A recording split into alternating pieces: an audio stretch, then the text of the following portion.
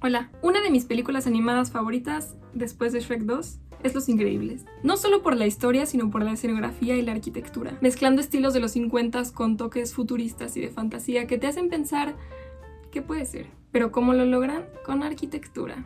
No voy a explicar de qué trata la película porque para mí es obvio que todo el mundo ya la vio. Es cultura básica, esencial, general, y si no la has visto...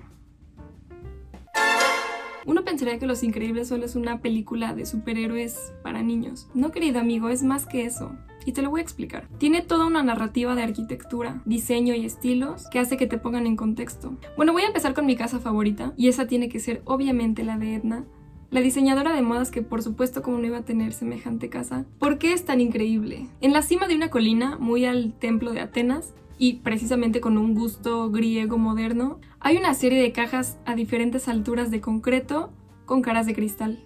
Edna es cara, pero es de una riqueza sencilla, menos es más. Lo poco que tiene es de muy buen gusto. Analicemos su casa. Por fuera podría parecer una casa contemporánea, incluso de hoy, casi 2020, pero el interior tiene un estilo neoplasticista, de stil en neerlandés, que en español significa el estilo. No tan de nuestros días, esta corriente es de 1917. En el acceso tiene una puerta roja, un vestíbulo muy pequeño y angosto, que te lleva a un espacio gigante con luz natural y un mural, un bajorrelieve grecorromano. No es cualquier cosa. Y la escultura que tiene del superhéroe también retoma el estilo de Stel, el estilo neoplasticista, muy a la Bauhaus, una escuela en Alemania de esta época que también sigue los estilos de vanguardia y terminó por la Segunda Guerra Mundial. ¿Y cuál es el estilo del estilo? Artistas, arquitectos y pintores como Piet Mondrian, Theo van Doesburg, JJP Oud, Jacobus Johannes Peter Oud, proponen una composición artística con planos ortogonales, o sea, cuadrados y rectángulos, con proporciones y utilizando únicamente colores primarios, con un fondo blanco y contornos negros. Tiene poca decoración y lo que tiene es grecorromano moderno vanguardista. Unas escaleras empotradas que envuelven en un espacio importante donde está la estancia, con muebles muy relevantes, ya vas a ver por qué. Te digo, esto es de 1917, las meras vanguardias. Y eso lo podemos ver en la casa de Edna, pero no solo eso. Las sillas que tiene son inspiración de la silla LC3 de Le Corbusier. Le Corbusier y la Bauhaus. Le Corbusier es el mayor exponente de la arquitectura moderna. Con moderno me refiero a 1920. Pero eso ya te lo había dicho antes. No puedes ver este video si no has visto los anteriores. Continuemos. Edna es de los mejores personajes de la película. Y es curioso porque a pesar de ser excéntrica, y podría parecer incluso la más contemporánea, es en realidad la que más retoma estilos antiguos, pensando que ella vive en la vanguardia de 1920 y los Parr viven en 1950. ¿Pero cómo sabes eso? ¿Por qué nunca mencionan años? Bueno, he visto esta película millones de veces. Por supuesto que jamás la había analizado. Más que nada porque yo no entendía la vida. La sigo sin entender, pero ahora puedo ver todas las referencias y los guiños que tienen a estilos, diseño y arquitectura. Pero si tú no los habías visto, no te preocupes, yo te lo voy a explicar. Más allá de la fantasía de los superhéroes, hay todo un contexto muy aterrizado a la realidad gringa de la época de la posguerra. Todo está ahí, solo observa. Al inicio de la película hacen referencia a James Bond, en una ciudad típica estadounidense de los años 50. Te pintan un paisaje art deco.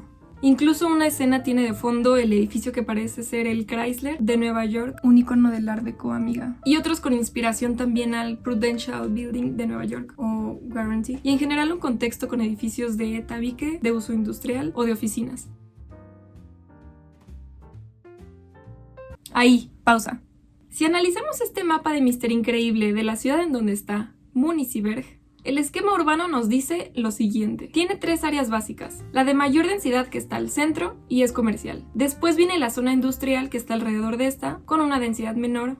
Y en las afueras, al borde de la bahía, está la zona residencial con mucha menor densidad, e incluso alejado del centro. Pero todo conectado por el tren o el metro. O sea, la zona de viviendas, las casas, están separadas de la zona industrial y de comercio y oficinas. Eso sí, con su parque. Es un diseño urbano típico de la época de la zona East Coast, que seguramente ya no será muy diferente a lo que tenemos acá. Este esquema urbano, según estudios de la Universidad de Chicago, es que mira, yo no estoy inventando nada. Este es el común estándar de las ciudades de la preguerra. Pero ¿qué pasa? Los par se casan, tienen hijos y después de unos años, ya en la época de los 50, y como es muy común en los Estados Unidos, se mudan a los suburbios. Este esquema urbano es más común de la posguerra. La casa de los par. Es una casa modesta de la época, muy parecida a la arquitectura de Joseph Eichler, que es el arquitecto desarrollador inmobiliario de mediados del siglo de California. Estas son algunas de sus casas, dime si no se parece bastante. Él hizo popular las casas de los suburbios. Gente de clase media, con un diseño promedio repetido en serie, que aplica para muchas familias que están en las mismas condiciones. Otro concepto que, por supuesto, llega a México después y a Latinoamérica. También tiene referencias a Mondrian y otros movimientos artísticos modernos. Por ejemplo, todo esto lo podemos ver por los muebles. El mobiliario es súper importante para analizar un espacio. Hay muebles inspirados en los diseños de Charles y Ray Eames, que son la pareja icónica de arquitectura y diseño del siglo XX, y son más conocidos por el mobiliario que ellos diseñan. Y otros diseños de Florence Knoll, Arne Jacobsen, Hans Wegner. Que por cierto, la silla 4 Fritz Hansen Serie 7, que hizo Arne Jacobsen en 1957, es la silla más imitada de la historia. Todos ellos son arquitectos que se dedicaron al diseño mobiliario, y en toda la película hay inspiración de diseños de ellos. Lounge Chair de 1940. Elda Chair. Lady Chair. Shell Chair. Swan Chair.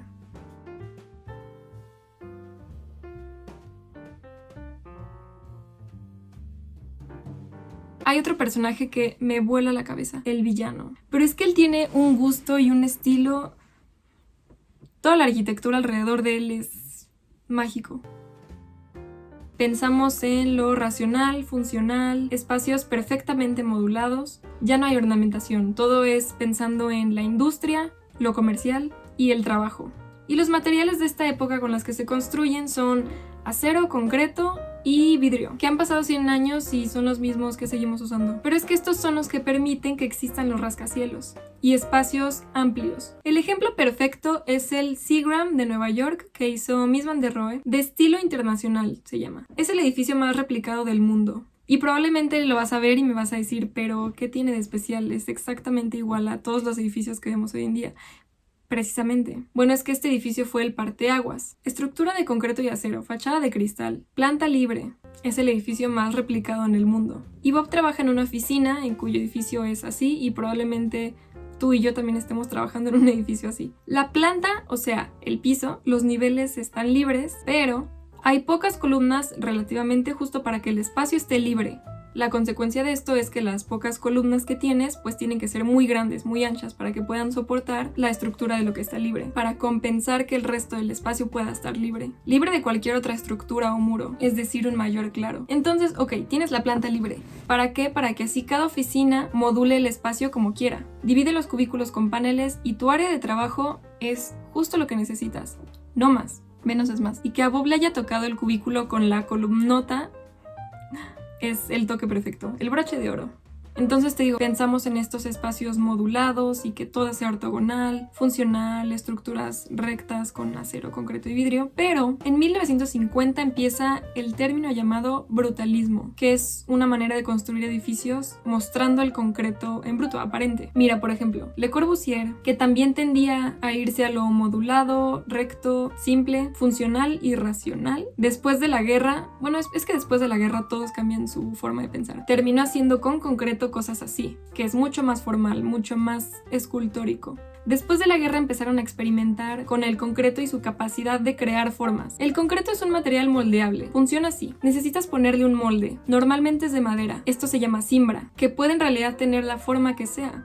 El concreto se va a adaptar a este molde y una vez que frague, quitas la madera y va a quedarse con esta forma. Entonces lo que hacen es empezar a experimentar con la madera, a ponerle texturas, son más creativos con las formas. Entonces empieza toda esta arquitectura con paredes curvilíneas, muchas rampas, interiores curvos, formas muy dinámicas y futuristas. El ejemplo perfecto en México es Félix Candela, que, por si no lo sabías, en Xochimilco está este restaurante que hizo él. Así que la próxima vez que vayas a emborracharte a las trajineras, mínimo asómate ahí. Porque quien sí lo hizo seguramente fue Síndrome, el personaje que arrasa con este estilo en la película. Creo que él es mi favorito. Su arquitectura es mucho más fancy, más dinámica, es futurista. Arquitectura con muchas curvas, como esculturales. De hecho, es muy parecido a lo que hace Oscar Niemeyer en Brasil. Mira el Museo de Arte Contemporáneo y dime si no es súper parecido. También tiene un centro cultural en España, el Palacio de Planalto, el Museo del Ojo. Es increíble porque es hasta un poco alienígena, ¿no te parece?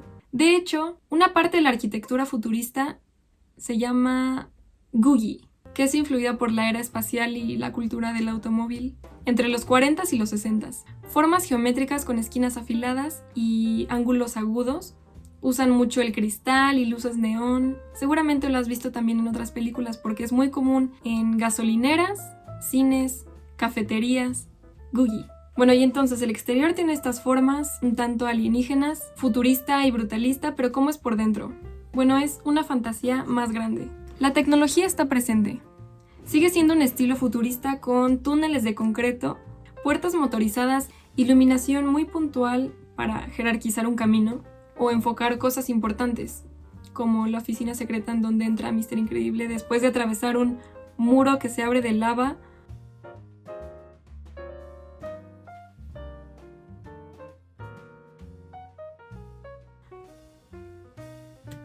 Te digo que es una fantasía. Bueno, una fantasía, pero ¿hay algo en la vida real que se parezca a todos estos túneles y a esta estética? Pues de hecho sí. El aeropuerto de Nueva York que diseñó Eero Saarinen es muy parecido. Tiene una estética orgánica y simétrica. Usa el concreto, como te decía, más como un elemento plástico. Él lo moldea y lo manipula para tener estas formas, estos cascarones para la entrada. Y te digo, es un aeropuerto. Y en esta época estaban muy acostumbrados a que la arquitectura fuera escultural y con un concepto formal. ¿Qué significa aeropuerto? Significa volar. Ah, entonces va a aparecer un pajarillo que está volando. Esto es común de esta época, y hablar de un concepto ahorita no es tanto así. O sea, hoy en día no significa que si vas a hacer una escuela de música vas a hacer un edificio guitarra. Bueno, eso voy a hablar después. Pero en el interior de este aeropuerto dime por favor si esto no podría ser una escena más de Los Increíbles. Tonos blancos o grises por el concreto aparente, y el color que hace que resalte todo es el rojo. Y con textura, ya sea para una alfombra o para el mobiliario. Te digo, el corredor es súper parecido, y es que mira, la iluminación es la misma. Mira, esta película es una joya, no me cabe duda. Y solo estoy hablando de la 1, porque la 2 tiene también muchísimas referencias que bueno, te la voy a platicar después. Es bellísimo también. Pixar es mi religión. Y pues bueno. Espero que de ahora en adelante si ves algún estilo así, o de alguna época de la que te mencioné, lo puedes relacionar y decir, ah sí, Sofía me lo explicó.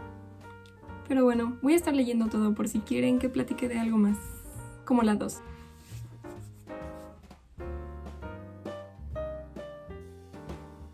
O de otras películas y otros estilos. Bueno, chao.